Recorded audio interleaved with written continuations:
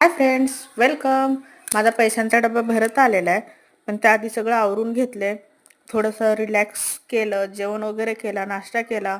नंतर स्वीट खायचं मन झालं आणि तेवढ्यात आठवलं की अरे पाडव्याला जे स्वीट ठेवलं होतं आपण ते फ्रीजमध्ये आहे, आणखी संपलेलं नाही आहे.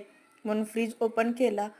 छान स्वीट मला बरंच आवडतं, पण शरीरासाठी तेवढं चांगलं नाही आहे तेवढं गोड खाणं, पण आवडतं मला.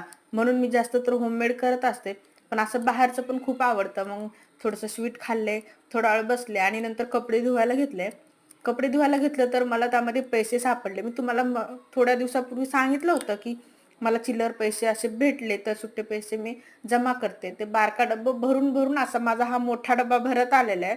मी गल्ला पण यूज करते, त्यामध्ये फक्त नोटा असतात म्हणा, पण हे चिल्लरसाठी आहे. बघू शकतात.